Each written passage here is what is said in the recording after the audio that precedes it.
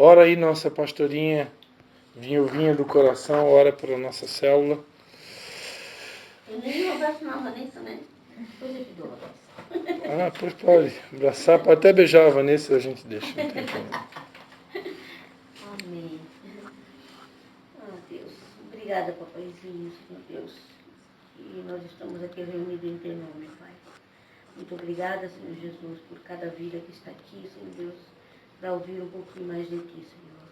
Abençoa, Senhor Deus, cada família aqui representada, Senhor Jesus, que nós possamos, Senhor Deus, ouvir a Tua palavra, Senhor Deus, colocar em prática, Pai, e saber, Senhor Deus, que sem Ti nós não somos nada. Abençoa essa célula, abençoa, Senhor Deus, nossos pastores, Pai.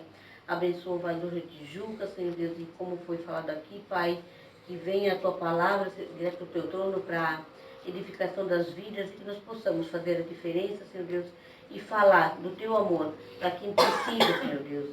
Tu sabes, Senhor, o coração de cada um, Pai, em nome de Jesus. Já colocamos, né, nesse exato momento esse chá que vai estar programado amanhã, Deus, que venha o Teu reino, Senhor Deus, que estabeleça o Teu trono, Senhor Deus, que ganhem vidas para Ti, Senhor Deus, que elas fossem sedentas da Tua presença, que elas fossem sedentas de Te conhecer, Senhor Deus, em nome de Jesus. Cada vida que entrar naquele lugar, Senhor Deus, fosse impactada pela Tua presença, Senhor Deus, em nome de Jesus, Pai. Nós cremos, Senhor Deus, no Teu sobrenatural, nós cremos, Senhor, no Teu poder, Pai, e, Senhor Deus, abençoa cada mulher, Senhor Deus, que vai ministrar, Senhor, a Tua palavra, Senhor Deus, que elas possam de coração aberto, Senhor Deus, para Te servir, Pai, em nome de Jesus. E desde já nós Te agradecemos por essa célula, Pai. Usa o pastor Cristian, Pai, que nós possamos Te ouvir e Te obedecer, Senhor Deus, em nome de Jesus. Amém. Amém. Vamos adorar a Deus, então.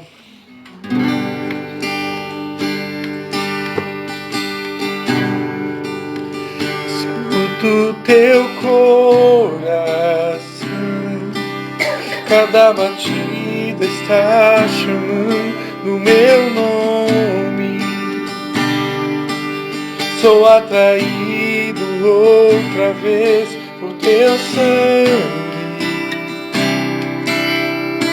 Me sinto tão amado por Ti.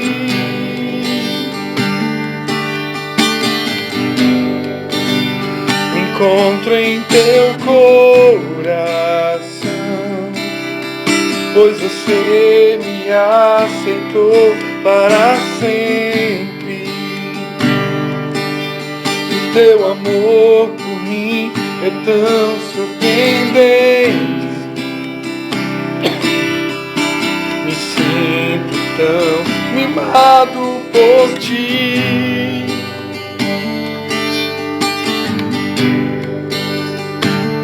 E é tão belo saber que sou filho e que tenho lugar em Tua mesa.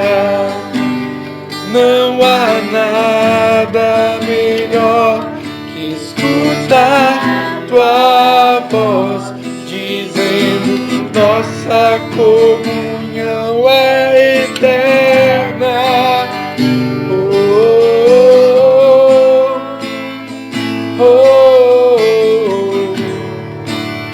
Você que amou primeiro.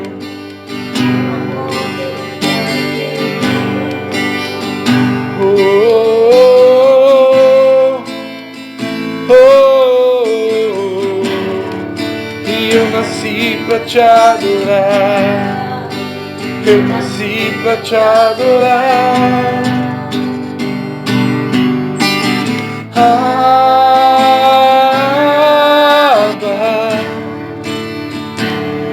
Teu amor nunca falha, sempre me abraça.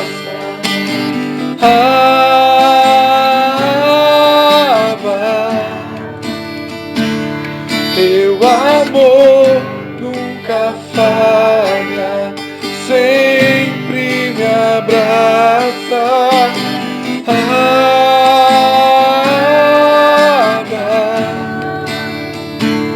Teu amor nunca falha, sempre me abraça. Escuto teu coração, na batida está chamando meu nome. Sou atraído outra vez por teu sangue. Me sinto tão amado por ti.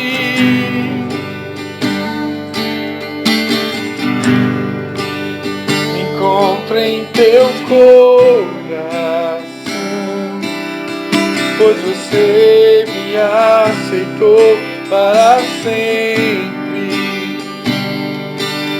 O teu amor por mim é tão surpreendente. Me sinto tão mimado por ti.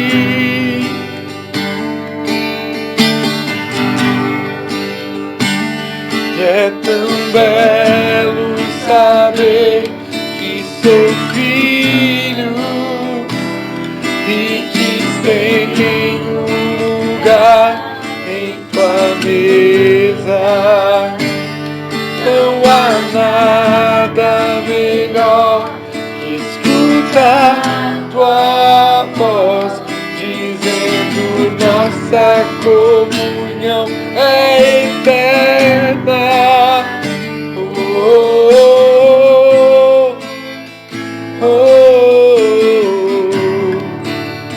Você me amou primeiro, um amor verdadeiro.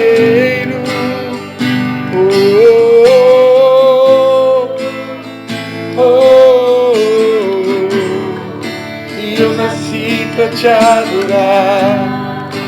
Eu nasci pra te adorar.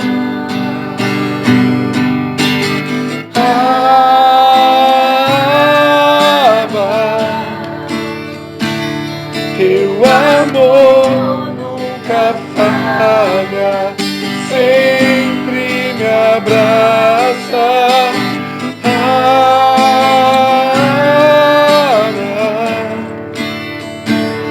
Teu amor nunca falha, sempre me abraça.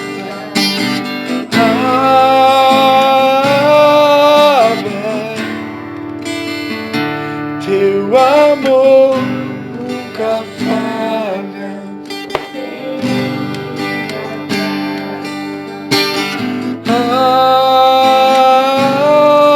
Abba, teu amor nunca falha. Sim, Pai, muito obrigado, Senhor Jesus.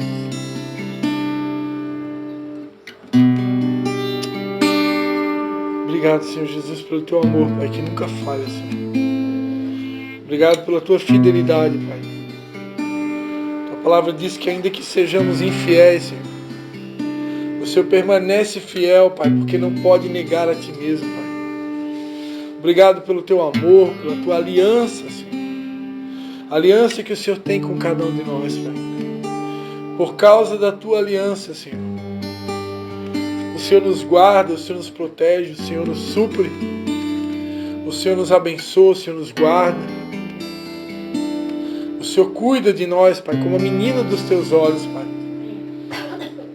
Embora que a sensação que temos, ó Pai, que nem sempre conseguimos, ó Pai, a todo instante, a todo momento, corresponder, Pai, às tuas expectativas a nosso respeito, Pai. Muitas vezes a sensação que temos é que é como se nós estivéssemos devendo alguma coisa para Ti, Pai. Mas é bom lembrar, Senhor, essa palavra, porque a Tua palavra diz que realmente nós não podemos dever nada a ninguém, exceto o amor, Senhor. E realmente é justamente isso, Pai. É a prática do Teu amor, Pai, que nós sentimos, Pai. Estamos sempre devedores, Pai. E obrigado pelo Teu próprio Espírito que nos lembra, Pai, que nós nunca vamos conseguir, como disse Paulo, mesmo que nós entregássemos o nosso corpo para ser queimado, ainda que nós possamos dar o nosso melhor, ainda assim nós nunca vamos conseguir corresponder o que o Senhor Jesus fez por nós lá na cruz, Pai. Não nos deixe perder esse sentimento, Pai, esse desejo de poder, de querer fazer sempre mais, Pai. De alguma forma tentar retribuir o Teu amor, Pai. Em nome de Jesus. Acalma o nosso coração nessa noite, Senhor. Quieta o nosso coração, Pai. Como diz a Tua palavra, quietai-vos. Ajuda-nos, Pai, a nos aquietar nessa noite, Pai. E vem, Senhor, mais uma vez, Pai. Vem mais uma vez nos trazer um norte, uma direção, apontar um caminho, Senhor. Tua palavra mesmo diz que o Senhor iria adiante de nós, endireitando as trancas de ferro, os ferrolhos de bronze, quebrando os caminhos tortos, Pai, aplanando as veredas, Pai.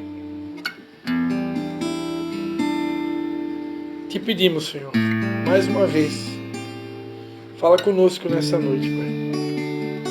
E recebe, Pai, a nossa gratidão, Pai. A nossa gratidão, mais uma vez, pelo Teu cuidado, pelo Teu amor, pela Tua bondade, Senhor. Eu, de maneira especial, quero Te agradecer, Pai, porque o Senhor tem cuidado da minha saúde, tem se preocupado, Pai, nos mínimos detalhes, ó Deus. Nos mínimos detalhes, Senhor. O Senhor é um Deus detalhista, que se preocupa nos mínimos detalhes, conhece a nossa estrutura, lembra-se que somos feitos de pó, e porque o Senhor lembra que nós somos feitos de pó, como um pai se compadece de um filho que ama, o Senhor também se compadece de nós, Pai. Obrigado por esse amor, Pai. Muito obrigado, Pai, por se compadecer de nós, por se preocupar conosco, Pai. Alcança cada um aqui nessa noite com a Tua graça, com o Teu amor. Em nome de Jesus.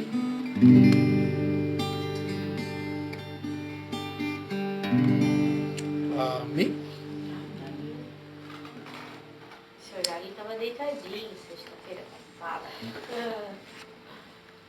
Foi um medinho, passamos um medinho.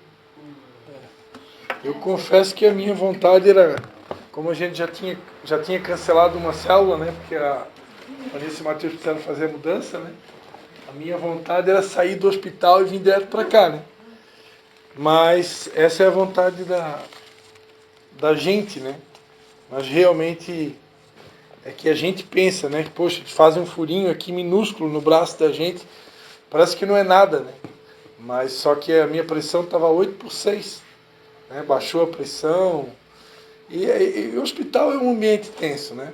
Eu estava contando ali um pouquinho para a dona Ivânia, eu já estava falando para os meus irmãos, lá no aniversário do meu pai, que a gente estava aguardando a cirurgia numa sala que era um tipo de uma UTI, onde todas as pessoas que vinham do procedimento cirúrgico ficavam tudo naquela sala. Então ali chegavam as mães que tinham acabado de ganhar bebê, aí vinha crianças que vinha de cirurgia de adenoide, cirurgia de braço quebrado, cirurgia de urologia, tudo que é tipo de cirurgia vinha tudo para aquela sala. E eu mal entrei na sala, tinha lá um menino, devia ter uns 10 anos de idade. Eu não sei exatamente o que aconteceu com ele, mas pelo que eu percebi, eu acho que ele estava jogando futebol e ele quebrou o braço. Eu acho que foi isso, mas eu não tenho certeza. Mas aquele menino gritava tanto, ele gritava tanto, ele gritava tanto. E ele ficou uns 15 minutos gritando de dor e ninguém vinha fazer nada por ele. Estava só a mãe dele com ele, mas a mãe dele estava bem tranquila. E a mãe dele tentando acalmar ele, a mãe conhece o filho, né? Às vezes tem filho que é meio teatrólogo, né? Às vezes a dor nem é tanto assim, mas ele aumenta, né? Só que, aquilo, eu não suporto ver criança gritar. Né? Aí ficar aquela criança ali o tempo todo chorando, chorando, até a enfermeira vir, dar anestesia, dar um remédio para ele dar uma injeção nele, foi uns 15 minutos. E aqueles 15 minutos ali já foi assim, meus primeiros 15 minutos na sala de espera, né? Tensão. Naquela tensão, né? Meu Deus, aquilo ali já abala o emocional da gente. Eu não suporto ver criança chorar. Na verdade, eu não suporto ver ninguém sofrer, né? Então aquilo ali já me desmontou. Aí depois tu vai ver, né? As pessoas tudo entrando ali e eles têm que ligar as pessoas, a pessoa vem e eles têm que ligá-la naquela máquina de monitoramento, né? Que fica medindo a pressão e fica medindo o batimento cardíaco e monitora a pessoa, né? Aí tinha máquina que não funcionava. E eu vendo ali tudo, eu sou muito detalhista, eu já vi essa máquina estava funcionando, e tudo. E os enfermeiros bem tranquilos, ligavam, a máquina não estava funcionando, ele saiu, ficava 5 minutos longe, e eu já ficava desesperado, assim, meu Deus, mas como? Aí eu já gritava, né, ô enfermeiro, ó, tem que olhar aqui essa máquina aqui, ó, não está funcionando. Eu ficava louco. Os caras ficavam assim. E aquilo ali já me dá um estresse, né? Mas o Deus do céu. é bom, sim. É que os enfermeiros, eles têm a prática, nem sabem, eles sabem o que estão fazendo. Não, eles têm uma paciência, tem Calma, já cuidado. pensou Só se que a fosse gente fica tudo assim, né? A gente fica meio desesperado? É. desespero dos outros, das outras pessoas. É que a gente não é do ramo, né? Eu Então não tu passei vê. por mim, mas eu passei com a mãe, né? Junto com a mãe. Então aquela vez eu vi aquele processo que ela teve ali, quando ela ganhou o infarto, lá em Floripa também tem coisa. E tem coisa lá dentro daquela sala lá de espera lá, que tu fica com a paciente, né? Até chegar o processo. É uma loucura. Eu saio de lá, fica a cabeça assim, parece... Eu mesmo, quando eu saí de lá, acho que eu passei quase uma semana para me voltar ao meu normal de novo. Não, e ela não Que é vinha, uma- não vinha, não vinha, e a gente esperando, ansiosa, eu não posso ir lá com ele, ela não. Aí ela disse, ó, já, quando a gente achou que ele estava entrando na cirurgia, ela disse, ó, já fez a cirurgia, daí já deu certo, tá? Mas ele tá bem só, daí depois ela voltou, que ele tem pressão baixa? Eu disse, não. Aí, mas tá muito baixa a pressão dele. Eu disse, então ele não tá bem. Tem pessoas que caem, né? Tem pessoas... A da mãe subiu. A da mãe subiu demais. Ficou ansiosa. Então depende da pessoa. Aí ela deixou ele um pouco mais, né? Um pouco mais lá. E meu Deus, quando eu peguei ele da cirurgia, ele tava branco. Tu vê, né? Lógico, é normal, né? Fica. Muito leve. A gente olha assim, parece que fica até a cabeça de baralho. Isso que ele não viu o sangue, mas ele sentiu quando o sangue, quando eles botam aqui na artéria, jorra. Né? Imagina, né? Uma artéria, né? Jorra sangue assim. Aí ele sentiu o quentinho do sangue, mas ele não viu. Tem, graças a Deus, tem anestesia local. Mas uma coisa que eu comentei ali com a dona Ivânia, que eu acho muito constrangedora, a situação de tu ter que ficar nu, né? Isso já aconteceu Meus filhos tudo, né? já aconteceu na vasectomia, né? Que tinha lá, acho que 3 médicas aprendizes, né? Aquilo ali eu achei muito constrangedor. Eu acho que o paciente deveria ser perguntado, né? Se o paciente aceita ou não, né? Porque o médico, ele é homem, né? Mas eu acho constrangedor, né? De repente tem gente que acha... Então, passou o processo a primeira vez? E, então, agora de novo, né? Agora de novo, porque tipo, se a cirurgia não der certo pelo braço, tem que ser pela virilha, né? Sim. Então tu tem que ficar todo realmente nu, depilado, porque se não der no braço, já vai pela virilha. Então, mas enfim, procedimentos, né? Como disse a Patrícia, são experiências. Quem sabe se um dia eu tiver que passar pela terceira vez, eu já vou estar acostumado, né? Mas eu ainda não me acostumei. Imagina Jesus nu sendo crucificado. É o que eu senti no dia da vasectomia, que eu lembrava o tempo todo, que Jesus passou por nós, né? Então, ele foi crucificado nu, né? A vergonha que ele passou, né? Então, mas o procedimento em si foi bem tranquilo, não senti dor nenhuma, recuperação rápida, mas a pressão baixou, né? Em casa eu me sentia fraco, assim, eu sentia que realmente tinha que repousar. Eles pediram 5 dias de repouso, né? E eu respeitei. Respeitei. Só não estava morto, né? Eu tinha que andar. No quarto dia ele já quis varrer a casa, ele já quis lavar a louça. Não dá. Ele já quis não sei o quê. Mas varrer a casa. Não, mas eu não varri. Foi o pior de tudo. Não, ele quis varrer, eu não deixei. Mas a louça, ele estendeu roupa. Mas já era quase... Eu lá em Canelinha mandando mensagem. Pede pro Levi. Ensina o Levi a varrer. Ai, meu Deus. Eu dizia, só na quinta-feira que pode se mexer. E ainda assim, hoje ele foi na academia, mas ele pegou bem leve. Ele só pedalou. Só andei na esteira e... e pedalei um pouquinho. Ele vai fazer 50, mas quando deu o primeiro da mãe, a mãe ficou lá 28 dias, a mãe ficou. Porque veio aquele processo todo porque as coisas dela estavam muito altas, tinha que abaixar um pouco, mas tudo medicamento, né? 28 dias ela ficou lá internada em Floripa. E mulher, e quando ela veio assim, bem fraca, bem abatida, que a mulher parece que bate mais do que o homem. O homem parece ter mais. O homem é mais forte para essas coisas. Não sei A mulher, a mãe que é não. fraco. E a mulher Depende, isso é muito variado, varia muito. Tem homem que é mole também, tem mulher que é forte, tem mulher que é fraca, tem homem que tem de tudo. Tem de tudo. Depois dele Isso é deu muito- 8 anos, ela deu de novo. Muito pessoal. Processo. Meu Deus. Eu sangue, eu não gosto de ver sangue, não gosto. Não nasci para ser médico, enfermeiro, esse ambiente. Eu fico branco. Aí ele tinha loja do lado de casa, ele furou o prego, estava vendo. A minha sobrinha, cara, como é que eu vou segurar aquele homem daquele tamanho? Ele me dá as caras, ai, tia Lélia, me ajuda aí com o pé lá. Eu disse, misericórdia, se tiver que ter carregado, vai me desmontar, né? E eu abanando ele branco numa perna, não podia ver sangue. Um homem daquele tamanho. Esse só tem tamanho, cara. E outra coisa que mexeu um pouquinho comigo, a enfermeira que estava ali cuidando, nós éramos em 3 para fazer o mesmo procedimento, né? Fora os outros procedimentos, mas procedimento de cateterismo eram 3, né? Os outros 2 eram mais velhos do que eu, então eles foram primeiro. E a enfermeira que errou 2 vezes a veia do cara para poder botar o soro, né? Aí furou ele num lugar, não deu certo. Furou ele no outro lugar, não deu certo. Eu era o próximo, eu pensei, meu Deus. Eu disse, Senhor Jesus, manda outra enfermeira aqui, porque vou ter que furar 3 vezes o cara para pegar uma veia, né?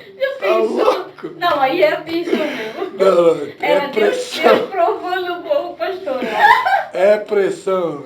Tá louco. Mas comigo ela acertou na primeira, graças a Deus. Deus ouviu a minha oração e a oração de vocês, né? Aproveito para agradecer as orações, que a oração funciona, né? Que eu me senti assim o cuidadinho do papai, né? Porque a minha pegou na primeira, deu tudo certo. Aí teve uma outra senhora, não, eram 4 pessoas para fazer o mesmo procedimento. Tinha uma senhora também de Joinville. E tinha outro detalhe, depois que eles fazem o procedimento, eles colocam uma pulseira de ar. Essa pulseira tem que ficar 3 a 4 horas no teu punho. Porque se tirar aquela pulseira, o sangue jorra ali. Porque é um furo que eles fazem no teu braço para poder fazer o cateterismo, né? Aí tu fica com aquela pulseira ali. E eles vão tirando a cada 20, 30 minutos, eles vão tirando o ar. Até dar 3 horas e meia, eles tiram ela toda. E aí teve a senhora de Joinville, deu o horário dela, a enfermeira foi tirar e começou a sangrar. E ela estava do meu lado e começou a vir aquela montura de sangue. Eu disse, meu Deus do céu, se eu sou o próximo. Não, Mas graças a Deus comigo deu tudo foi certo. cuidadosa, porque da outra vez que essa mulher foi embora, a acompanhante, nós ficamos com as acompanhantes, me contou, que é a mãe dela, né? A filha dela me contou que ela, no carro, foi embora e no carro começou a jorrar sangue dentro. Ui, meu Deus. E para estancar o sangue dentro do carro, assim, e voltar correndo. Aí eu disse, eu olhei para a enfermeira, o meu marido não tem pressa. Eu disse pra ela. Eu pensei, eu dirigindo, começa a jogar sangue, o Christian me desmaia aqui. Eu pensei, não, eu disse pra ela assim, olha, eu quero liberar ele rapidinho, tá? Porque o doutor não sei o quê, vai fazer uma cirurgia e eu já tenho que sair, eu não quero que ele use o plantão, não sei o que. Eu olhei pra ela, não, meu marido não tem pressa, não. Eu disse, faz devagar, tira esse balão devagar. Daí eu disse pro Christian, vamos descer, vamos comer, pra pressão subir, né? Vamos comer, que eles estavam em jejum, comer só umas bolachinhas. Você vai comer, daí ele comeu bem. Aí quando eu vi que ele comeu bem, lá embaixo, na lanchonete, e que tava bem sequinho, né? Você tá agora, eu vou embora. Eu pensei, eu não vou já embora. Né? Das 7h30 até 5h30 da tarde. Não, mas é bom cuidar, né? Mas é bom que dá pra ir embora no mesmo dia, né? Isso, o meu tio fez, mas meu tio não pôde ir embora no mesmo dia, porque meu tio deu tipo infarto mesmo, meu tio mesmo, em casa, né? Então, daí ele fez o mesmo procedimento do pastor, só que ele ficou lá 2 semanas ele ficou no hospital. Eu tô já no processo. Não, a gente só agradece, né? Que foi Tá? rápido. Porque no meu tio daí aumentou a pressão. Né? É, que nem quando é muita- infarto, a aumenta a pressão da pressão. música. Qual? Daí ele teve que Pegou. ficar lá. Ficou 2 semanas. Acho que para eles lidar assim, que aquele processo ali com a pressão alterada, a médica lá falou para mim, que ela veio da mãe, é mais ruim. E é mais no preço.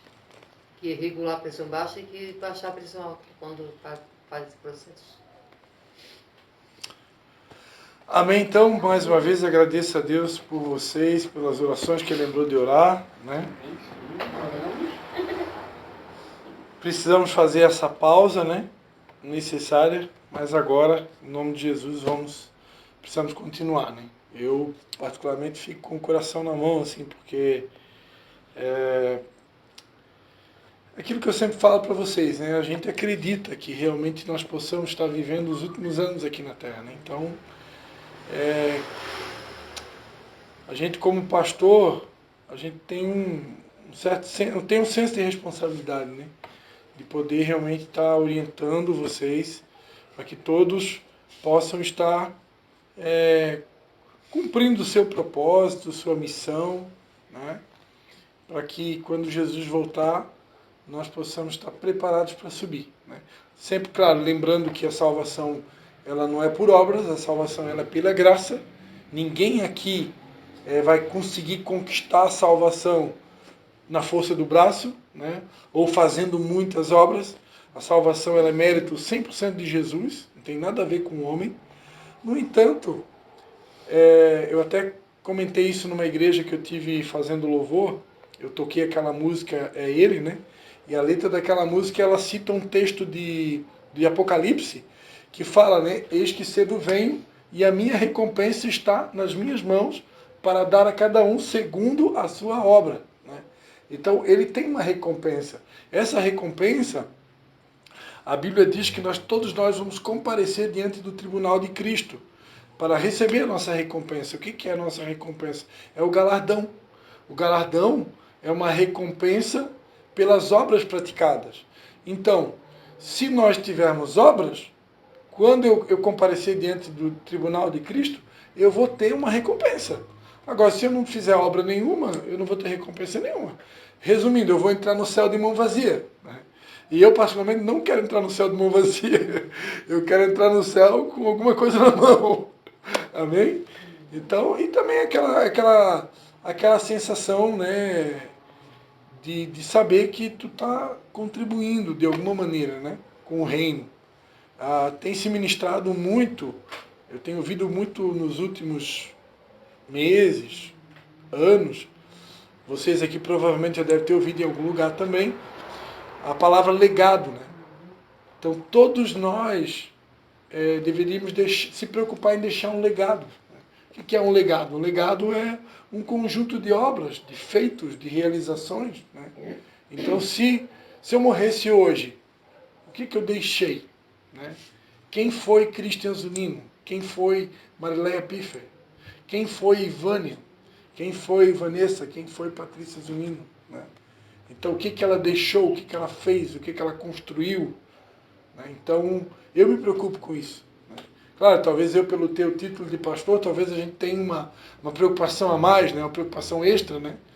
Mas eu creio que cada um, segundo a sua capacidade, segundo os dons que recebeu, segundo a sua medida, cada um deve deixar alguma coisa, né? Claro que, nesse momento, vamos pegar o exemplo da Vanessa, né? Ela com dois filhos pequenos, agora a cabeça dela é deixar alguma coisa para os meus bebês, né? Tipo, né? Mas claro, ninguém aqui... Mas esse é o principal. Né? O principal legado é deixar... Sim, uma herança para os nossos filhos, né? Vida dos nossos filhos, né? Mas... Uma herança espiritual, uma herança material e uma herança emocional, né? Sim. Na vida deles, né? Sim. É o principal de uma mãe, de uma mulher. Depois é o resto. Sim, do homem também, como sacerdote, né? Algo que eu já preguei para vocês 500 mil vezes, né? Que aquele que não cuida dos seus negou a fé, né? E é pior do que o incrédulo. Então, o nosso primeiro chamado, o nosso primeiro ministério é a nossa família. Né? Nós, pastores, erramos muito nisso ao longo da história da igreja. Né? Então, de querer cuidar da igreja e deixar a família de lado. Já faz alguns anos que a gente está sempre tentando corrigir isso daí, sempre pelo menos se preocupando, né? Nunca vai atingir a perfeição, mas a gente tem esse entendimento, né? Que a família é prioridade. Mas, só que algo que eu conversava essa semana, eu tomei um café com o nosso amigo Jair, né? Algo que a gente conversava é que também isso não pode se tornar uma desculpa para tipo, eu cuidar só da minha família. Porque é os extremos, né? Tem gente que ele quer ser o melhor pai, ele quer ser a melhor mãe, e ele é um ótimo pai, uma ótima mãe. Só que aí é só aquilo. Né? E a Bíblia não fala que é só isso. Eu tenho a minha responsabilidade com a minha família, mas eu também tenho a minha responsabilidade com a família de Deus. Né? E tem os extremos. Tem aquele que é 100% com a família de Deus, faz tudo na igreja, o cara bota a mão no arado, é o braço direito do pastor e da pastora, faz tudo, mas a casa dele está uma bagunça. A mulher está abandonada, o filho, o pai, a mãe, não honra pai e mãe. Tá... Aí quer dizer, aí tem o outro que é o oposto, né? A família dele é um brinco, um ótimo marido, uma ótima esposa, um bom pai, mas a igreja não bota a mão em nada, não faz nada, os dons deles estão enterrados. Então isso é preocupante. Né? Então eu acredito que nós temos que buscar esse equilíbrio. Claro, tudo dentro de um tempo determinado por Deus. Né? Existem momentos, vários exemplos aqui. Ó. A Leia acabou de ter um pai que sofreu, já cuida de um pai e de uma mãe idosos. É a profissão dela. O pai dela acabou de sofrer um acidente, caiu da cama, se fraturou lá, o fêmur, chama. Então, tipo, os cuidados dela redobraram nos últimos dias. Então, quase que te paralisou, vamos dizer assim, né? A mesma coisa, precisei fazer um procedimento médico. Também me paralisou por um tempo, né? Vanessa acabou de estar ainda com um bebê pequeno, né? Ainda tem um outro filho, 2 pequenos, né? Então, isso também dá uma paralisada na vida da gente, né? Então, cada um aqui tá vivendo um momento diferente. Então, por isso que a gente não pode cair na armadilha das comparações, né? Que às vezes a gente cai, né? Se comparar com os outros, né? Que é uma armadilha que a gente tem que realmente se libertar dela e pedir a Deus para... Eu quando tem alguém que fica com o pai no texto, eu venho, mas senão não tem como. Eu não posso deixar, porque a mãe daí não consegue trocar ele.